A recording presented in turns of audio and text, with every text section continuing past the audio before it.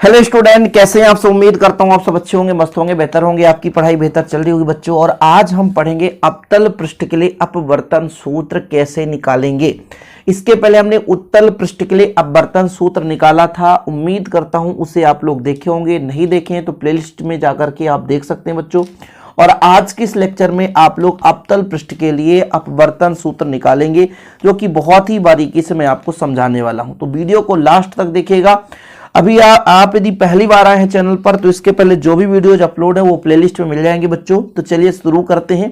सबसे पहले आपको तो यही समझना है कि अवतल पृष्ठ है क्या। जैसे हम अपवर्तन की बात करते हैं तो अपवर्तन क्या होता है कि प्रकाश किरण एक माध्यम से दूसरे माध्यम में जाती है। ये जो परिघटना है वो अपवर्तन कहलाती है। अब जैसे प्रकाश किरण जिस माध्यम से होकर, मतलब जिस पृष्ठ से होकर यदि कहा जाए तो जिस पृष्ठ से होकर माध्यम बदलती है, प्रकाश किरण जिस पृष्ठ से होकर माध्यम बदलती है उस पृष्ठ में यदि देखा जाए तो यदि उसका अपवर्तक पृष्ठ दबा हुआ है, अपवर्तक पृष्ठ दबा हुआ है तो वो कहलाता है अवतल पृष्ठ। यदि प्रकाश किरण जिस पृष्ठ से होकर के दूसरे माध्यम में प्रवेश करती है, यदि उसका पृष्ठ उभरा हुआ है तो वो उत्तल पृष्ठ कहलाता है, और यदि दबा हुआ है तो अवतल पृष्ठ कहलाता है। जैसा कि यहां पर आप देख पा रहे होंगे, प्रकाश किरण जो है वायु से म्यू सघन माध्यम में प्रवेश करती है, तो जो हमारा अपवर्तक पृष्ठ है बच्चों ये दबा हुआ है, इसलिए इसे कहेंगे अवतल पृष्ठ। ठीक है, कोई दिक्कत तो नहीं है। अवतल पृष्ठ समझ में आ गया। प्रकाश किरण वायु से म्यू अपवर्तनांक वाले सघन माध्यम में प्रवेश करती है, तो यहां पर जो पृष्ठ है जहां से प्रकाश किरणें प्रवेश कर रही है, यदि वो भाग दबा हुआ है तो ये आपका अवतल पृष्ठ कहलाया। कोई दिक्कत तो नहीं है, एक एक पॉइंट समझोगे बिल्कुल थोड़ा सा बारीकी से। अभी आप स्टार्टिंग है। अब बच्चों हम बात कर रहे थे कि अवतल पृष्ठ के अपवर्तन के लिए या अपवर्तनांक का फार्मूला या अपवर्तन सूत्र निकालो। तो जैसे हमारे पास ये क्या है, एक अवतल पृष्ठ है, इसके सम्मुख कोई वस्तु रखी जाएगी तब तो उसका प्रतिबिंब बनेगा। तो हम मानकर चलते हैं कि हमारे पास ये S है, ये P है, यहां पर आप दे दो S डैश। तो सबसे पहले आपको तो यही लिखना पड़ेगा, माना S P S डैश एक अवतल पृष्ठ है। क्या है? अवतल पृष्ठ है जिसका ध्रुव P तथा वक्रता केंद्र C है।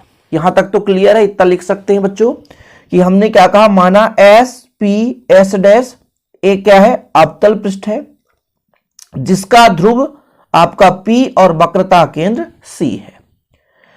इस अवतल पृष्ठ के बाईं ओर वायु या निर्वात माध्यम है और इसके दाईं ओर म्यू अपवर्तनांक का कोई माध्यम है, सघन माध्यम है। मतलब ये विरल माध्यम है और ये सघन माध्यम है। फिर से समझने की कोशिश करें। अवतल पृष्ठ के बाईं ओर वायु माध्यम है और इसके दाईं ओर म्यू अपवर्तनांक का कोई सघन माध्यम है।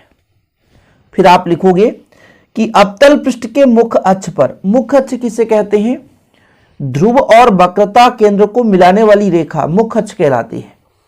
यहां पर एक बिंदु वस्तु O रखी है, बिंदु वस्तु O रखी है, यहां से प्रकाश किरण चलती है और जैसे ही विरल माध्यम से सघन माध्यम में जाती है तो ये इसका अभिलंब है बच्चों, अभिलंब की ओर झुक जाती है। यहां पर एक बिंदु दे देते हैं A। कौन सा बिंदु? A है। आपको पहले भी बताया गया अपवर्तन में कि जब प्रकाश किरण कहां से चलती है, सघन माध्यम से विरल माध्यम में जाएगी तो अभिलंब से दूर हटेगी, लेकिन वही प्रकाश किरण यदि विरल से सघन में जा रही है तो अभिलंब की ओर झुक जाएगी। जैसे बच्चों मैं कह रहा हूं, यहां पे इसका अभिलंब एक बना दिया गया, अभिलंब है, ये अभिलंब है, मतलब यहां से यहां लाइन खींच दिया, ये अभिलंब है। थोड़ा सा कल्पना कर रहे हैं, प्रकाश किरण यहां से गई, यहां पे गई ऐसे, तो सीधे जानी चाहिए। यहां पर बिंदु O है जो कि अल्फा कोण के साथ है, यहां से सीधे जानी चाहिए, लेकिन सीधे ना जाकर के बच्चों, ये सीधे ना जाकर के कहीं ना कहीं अभिलंब की ओर झुकती है। तो इसको यदि हम झुका दें तो अभिलंब की ओर ऐसा झुक जाएगा, ऐसा अभिलंब की ओर थोड़ा सा झुका, और जैसे ही झुका तो इसको आगे बढ़ाएंगे पीछे की ओर, तो यहाँ पर एक प्रतिबिंब का निर्माण हो जाएगा, जिसको हम बीटा कोण दे देते हैं। कोई दिक्कत नहीं है, अल्फा बीटा जो भी देना हो दे सकते हैं, यहाँ पर गामा कोण दे देते हैं। एक एक पॉइंट समझोगे आप लोग तभी समझ में आएगा कि प्रकाश किरण वायु या विरल माध्यम से चल रही है सघन माध्यम में। जैसे यहां पर मैंने कहा कि ये मेरा SP' एक अवतल पृष्ठ है, यहां पर जो बिंदु मुख्य अक्ष पर एक बिंदु वस्तु O है, यहां से प्रकाश किरणें तो चलती है, अवतल पृष्ठ से अपवर्तित भी होती है बच्चों, लेकिन अपवर्तन के फलस्वरूप होगा क्या, अभिलंब की ओर झुक जाती है। इसे सीधे जाना चाहिए, सीधे न जाकर देखो थोड़ा सा झुका हुआ नजर आता है। यहां पर मैं एक बिंदु Q दे देता हूं, झुक जाती है, जिसको पीछे बढ़ाने पर यह मुख्य अक्ष के बिंदु I पर मिलती है, यहीं पे इसका प्रतिबिंब बनता है। चीजें क्लियर? तो प्रतिबिंब किन्हीं दो किरणों से ही बनेगा, एक सिंगल किरण से तो बन नहीं सकता। तो ये जो बिंदु वस्तु O है, तो एक प्रकाश किरण OP दिशा में जाती है और सीधे चली जाती है, इसको पीछे बढ़ाते हैं तो यहां पर मिलता है। एक प्रकाश किरण इधर जाती है और जब विरल से सघन में जाती है तो अभिलंब की ओर झुक करके AQ दिशा में चली जाती है, जिसे पीछे बढ़ाने पर, और इस किरण को पीछे बढ़ाएंगे भाई, एक ऐसी जा रही है झुक रही है, एक OP दिशा में सीधे जा रही है, जब इसको पीछे बढ़ाएंगे और इसको भी पीछे बढ़ाएंगे तो I पर एक दूसरे से मिल रहे हैं, जो कि यहां पर कोण हम बीटा मानकर चल रहे हैं। पहले इस डायग्राम को समझना जरूरी है, फिर यूं चुटकी में आप, थ्योरम तो यार बहुत आसान है, बहुत आसान है। मैंने क्या कहा, SP' एक अवतल पृष्ठ है जिसका ध्रुव P C वक्रता केंद्र है, इसके मुख्य अक्ष पर एक बिंदु वस्तु O है, यहां से एक प्रकाश किरण OP दिशा में सीधे चली जाती है, एक प्रकाश किरण OA दिशा में जाती है, अपवर्तन के फलस्वरूप अभिलंब की ओर झुक जाती है, AQ दी, देखो झुक गई।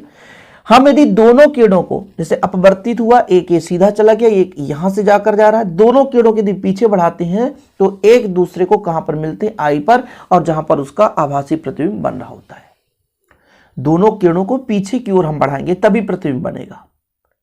बिंदु I पर मिल रहे हैं और कोण बन रहा है।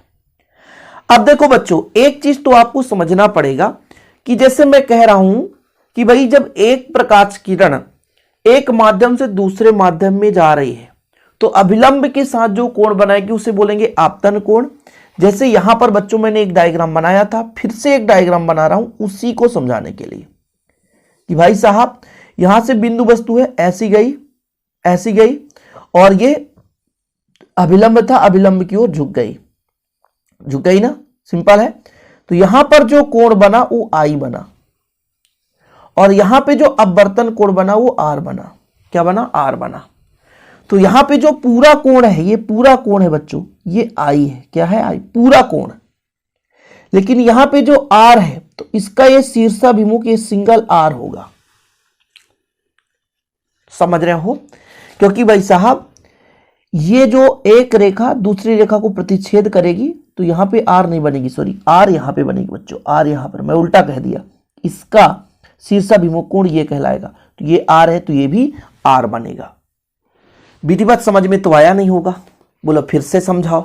फिर से समझाता हूं, इस बार थोड़ा सा बड़ा डायग्राम लेकर चलता हूं, बड़ा डायग्राम में ही मजा आएगा समझाने के लिए। ये लो भाई, ऐसा इतना बड़ा, ठीक है, थोड़ा समझने की कोशिश करिएगा। यहां से प्रकाश किरण चल रही बच्चों, यहां से गई, A बिंदु है, यहां से इसका ये अभिलंब है। क्या है? अभिलंब है। तो ये क्या हुई? झुक गई। क्या हो गई? झुक गई। और झुक गई से पीछे बढ़ाएंगे तो कुछ इस प्रकार से। तो ये पहले पूरा कोण जो है वो I है। क्या है? I है आपतन कोण। ये जो अपवर्तित कोण है, नहीं अपवर्तन कोण R है, इसका जो शीर्षाभिमुख कोण है ये R हो जाएगा। क्या हो जाएगा? R हो जाएगा। यानी C है, I है, यहां O है, तो यहां पे जो कोण बन रहा है वो R है, और पूरे की बात करें तो वो कोण I है। एक एक बिंदु मुझे जरूरत पड़ेगी, इसलिए मैं एक एक बिंदु लेकर चल रहा हूं। समय लग रहा है, कोई दिक्कत नहीं है, थ्योरम में तभी मजा आता है बच्चों। इतना क्लियर हो गया तो आगे चलें। जो जो हमारे पास कोण है, तो यदि मैं कह दूं बच्चों मेरे पास जो आपतन कोण है वो कह दोगे पूरा है ना, पूरा है। सही है? पूरा है कि नहीं है? मतलब OA, ठीक है, आपतन कोण कितना हो जाएगा? OA, और ये अभिलंब है C, तो कितना हो जाएगा? OAC। ये बच्चों क्या है? आपतन कोण। क्या है? आपतन कोण। ठीक है, इसके बाद अपवर्तन कोण बताओ, तो मैं कह दूं NAQ, क्या है NAQ, ये मेरा क्या है अपवर्तन कोण, कोई दिक्कत तो नहीं है। अब मैं आपसे कह दूं कि ये जो कोण है इस कोण के बराबर है, मतलब CAI या IAC, यहां वाला कोण जो R है वो NAQ के बराबर है, NAQ के बराबर है। क्यों बराबर है? क्योंकि मैंने आपको पहले भी समझाया बच्चों कि ये जो हमारा कोण है शीर्षाभिमुख कोण है। ये डायग्राम में ही सब कुछ है। यहां तक क्लियर है ना कि भाई साहब आपतन कोण, मैंने कहा ये पूरा बड़ा वाला कोण आपतन कोण है, ये अपवर्तन कोण है, और ये दोनों शीर्षाभिमुख कोण होंगे। इसलिए बच्चों इतना क्लियर हो गया। तो आप लोग थोड़ा सा माना लिखिए। माना अपतल अपवर्तन सतह के मुख्य अक्ष पर एक बिंदु वस्तु O रखी है जिसका आभासी प्रतिबिंब I पर बनता है। डायरेक्ट लिखा गया I पर बनता है। मैंने बताया कि आभासी प्रतिबिंब कब बनता है, जब अपवर्तित किरणों को पीछे बढ़ाते हैं। OAC मैंने I पहले बता दिया बच्चों, यहाँ पे I बन रहा है OAC, बड़े वाले कोण की बात कर रहा हूं, आपतन कोण, ठीक है। इसके बाद बच्चों मैंने कहा ये अपवर्तन कोण है R है और इसका शीर्षाभिमुख कोण है, इसलिए NAQ बराबर IAC बराबर R। इसके बाद बच्चों आपको यहां पर एक कोण मैंने बना रखा है कि ये बिंदु वस्तु है अल्फा कोण, प्रतिबिंब है बीटा कोण, और ये जो C है वक्रता केंद्र है, ये प्यारे बच्चों गामा कोण। मतलब यहां से जो आपतित किरण, ये आपतित किरण हो गया ना, तो इसके साथ अल्फा कोण, फिर ये अपवर्तित किरण है, ये इधर गया तो अपवर्तित किरण है, इसके साथ बीटा कोण, और फिर बच्चों ये अभिलंब है, अभिलंब है जो C है वक्रता केंद्र के पास कोण बनाता है, तो गामा कोण। यही चीज यहां पर लिख दिया कि आपतित किरण, अपवर्तित किरण और अभिलंब द्वारा मुख्य अक्ष पर, यहां पर मुख्य अक्ष पर निर्मित कोण क्रमशः अल्फा बीटा गामा है। ये चीज तो कर सकते हो। अच्छा, अब बात आ जाती है बच्चों स्नेल का नियम। क्या आ जाता है? स्नेल का नियम। स्नेल का नियम क्या कहता है? स्नेल का नियम बहुत ही सिंपल है कि आपतन कोण की ज्या, आपतन कोण की ज्या और अपवर्तन कोण की ज्या में एक निश्चित अनुपात होता है, sin I बटा sin R। ये कहता है स्नेल का नियम। किंतु यदि sin I का मान I के बराबर हो जाए, sin R का मान R के बराबर हो जाए, तो म्यू बराबर I बटा R हो जाएगा। तो यदि आपसे कह दिया जाए I बराबर, तो म्यू R हो जाएगा। समीकरण 1। बिल्कुल यहां तक तो क्लियर है, कुछ है ही नहीं है इसमें भाई, ये स्नेल का नियम है। अपवर्तन का द्वितीय नियम हमने बताया था, आपतन कोण की ज्या और अपवर्तन कोण की ज्या में एक निश्चित अनुपात होता है बच्चों। हम यदि मान बराबर कर दें, अत्यंत कम हो, यदि I और R का मान अत्यंत कम हो, मतलब sin I बराबर I और sin R बराबर R, तो म्यू बराबर I बटा R, तो I बराबर म्यू R। ये मैंने कह दिया समीकरण 3 या समीकरण 2, जो भी देना हो दे सकते हो। समीकरण 2 है तो समीकरण 2 कर दो, समीकरण 3 है तो समीकरण 3 कर दो, कोई दिक्कत नहीं। इसको आप समीकरण यहाँ पे 2 कर दो और इसको समीकरण 3 कर दो। चीजें क्लियर है? यहां तक समझ में आ गया भाई स्नेल के नियम से। अब 5 मिनट और लगेगा और कुछ भी नहीं, बहुत ही सिंपल तरीके से मैं आपको समझाऊंगा। अब बच्चों मैं एक एक डायग्राम बनाकर चलते चलूंगा और एक एक चीजें मैं आपको यहां पे समझाते चलूंगा। कि जैसे मैं आपसे कह दूं कि किसी त्रिभुज की बात करूं, कोई भी त्रिभुज ले लेता हूं, त्रिभुज यहां पे कुछ ऐसा दिखेगा, एक त्रिभुज, ये मार्कर भी ना बड़ा गजब ढा रहा है। एक त्रिभुज ऐसा दिखेगा, दिखेगा एक त्रिभुज तो ऐसा दिखेगा CAI, और एक त्रिभुज कुछ इस प्रकार से दिखेगा, एक यहां पे एक यहां पे। तो एक त्रिभुज कुछ इस प्रकार से दिखेगा CAO, ठीक है। 2 त्रिभुज दिख रहे हैं, ठीक है। ये बड़ा वाला त्रिभुज है, ये क्या है? बड़ा वाला त्रिभुज है, और ये छोटा वाला त्रिभुज है, इसके आधे से। अब ये बड़े वाले त्रिभुज के इस कोण का मान है I, क्या है? I, आपतन कोण।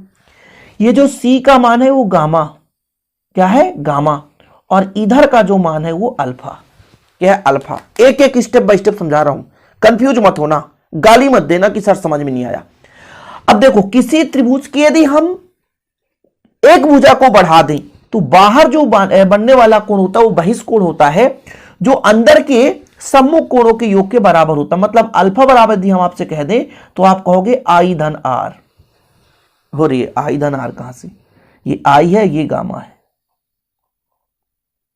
I धन गामा, यानी मतलब I बराबर आपसे कहा जाए तो अल्फा माइनस गामा बच्चों, अल्फा माइनस गामा। वाह वाह वाह वाह, क्या बात है। रुको जरा, फिर से मैं कह रहा हूं, ये I है, ये गामा है, और ये बाहर वाला कोण अल्फा है, ये अल्फा है, ये I है, ये गामा है। त्रिभुज AOC की बात कर रहा हूं, तो वही कोण का जो मान है सम्मुख कोणों के अंदर वाले दो सम्मुख कोणों के योग के बराबर होता है। तो I बराबर अल्फा माइनस गामा। इसी प्रकार यहां पे R है, मैंने बताया था ये छोटा वाला कोण R दिख रहा है, यहां पे गामा है, यहां पे बीटा है। तो आपसे कह दिया जाए कि बीटा बराबर कितना हो जाएगा बहिष्कोण, तो कहोगे सर गामा धन R, गामा धन R।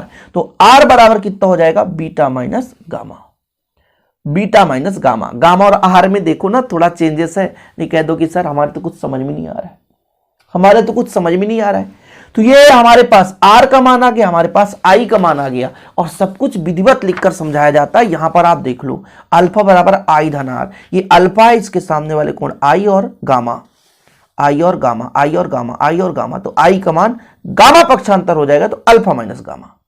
इसी प्रकार त्रिभुज AIC, त्रिभुज AIC छोटे वाले की बात करें तो बीटा बराबर R प्लस गामा, बीटा बराबर R प्लस गामा। तो R बराबर गामा पक्षांतर हो जाएगा, तो बीटा माइनस अल्फा। इन दोनों को समीकरण में मान रख देंगे। समीकरण हमारे पास कितना था, I बराबर म्यू आर। I का मान कितना है, अल्फा माइनस गामा, म्यू है तो म्यू, और R का मान है बीटा माइनस गामा। ये दोनों वैल्यू रख दिया, ठीक है, वैल्यू रख दिया। समझ में नहीं आया सर कहां से वैल्यू रख दिया, आगे मैं समझा रहा हूं।